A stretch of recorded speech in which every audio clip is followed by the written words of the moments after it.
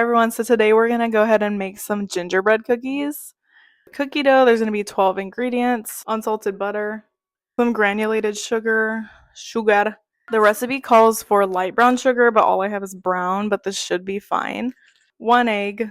You have a good amount of molasses. Okay, so you need a 1/4 cup of molasses. I thought you needed more, but all-purpose flour, ginger, obviously, for gingerbread, cinnamon, ground cloves, make sure they're ground. It calls for fine salt, so this is what we're going to use today.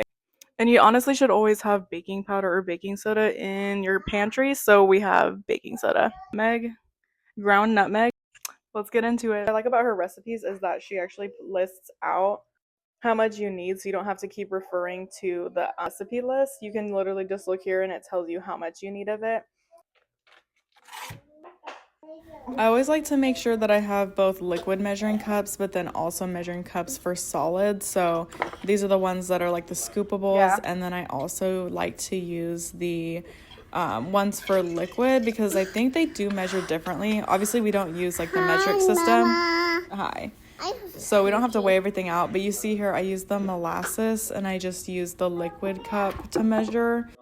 Baking is a big skill, so I honestly just love to sift out my flour or any type of solid material just because even like your baking soda, your baking powder will have granules or kind of stick together.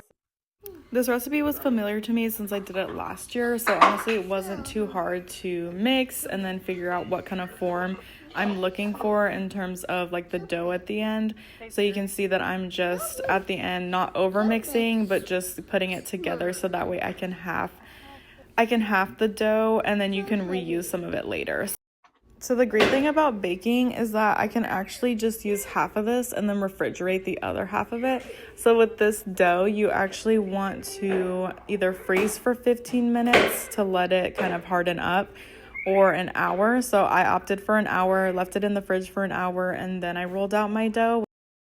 Then when you're rolling out your dough, the trick is to actually over flour your space, right? So whatever you're gonna use, put more flour than you need, okay? And then you also want to put flour on the rolling pin before you roll it.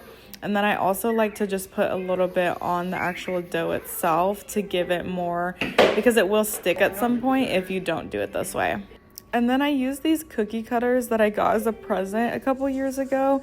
These ones are super easy because they actually have a push button that you can push them out onto the pan. And you have to be really careful not to overcook them like I did here.